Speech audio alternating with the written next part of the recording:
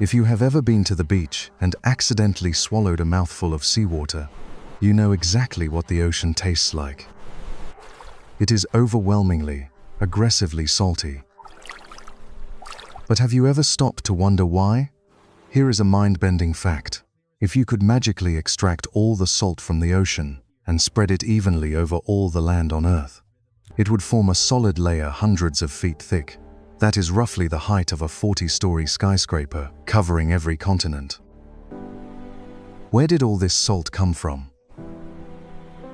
Did the Earth just start this way? The answer is a 4-billion-year-old story of invisible thieves, ancient volcanoes, and a giant planetary basin. Welcome to Everyday Explained Studio. Today, we are answering one of the oldest questions in the world. Why is the ocean salty? The story of the ocean's salt doesn't actually begin in the water. It begins in the sky. Whenever it rains, the water falling from the clouds isn't entirely pure. It absorbs carbon dioxide from the air, turning it into a very weak carbonic acid. When this rain hits rocks and mountains, a slow chemical reaction happens. The rain breaks down the rocks, releasing tiny amounts of dissolved minerals, including sodium.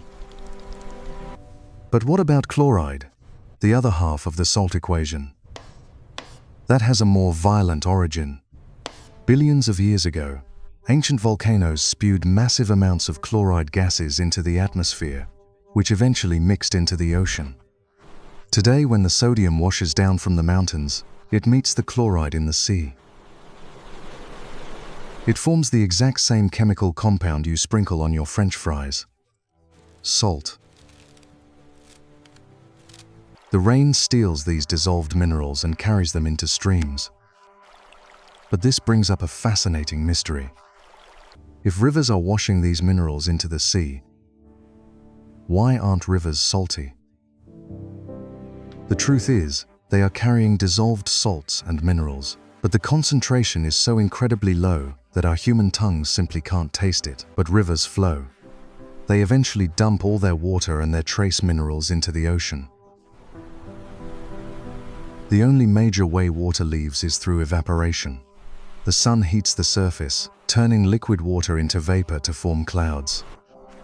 But the dissolved salts do not evaporate. They are left behind. Over billions of years, rivers kept delivering these tiny trace minerals, and evaporation kept leaving them there. Slowly, drop by drop, the ocean became a brine. But rain and rivers are only half the story. Another massive contributor to the ocean's chemistry comes from deep beneath the waves. Miles down on the dark ocean floor, seawater constantly seeps into cracks in the Earth's crust. Down there, it meets boiling hot rock. This superheats the water, triggering a massive chemical exchange. The water drops off certain minerals and absorbs new ones straight from the belly of the Earth. This supermineralized water then shoots back up into the ocean through hydrothermal vents, often called black smokers.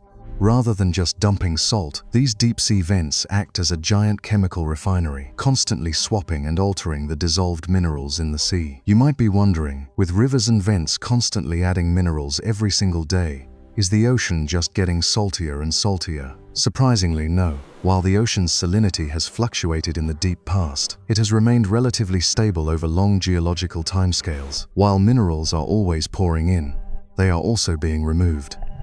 Sea creatures use dissolved calcium to build their shells.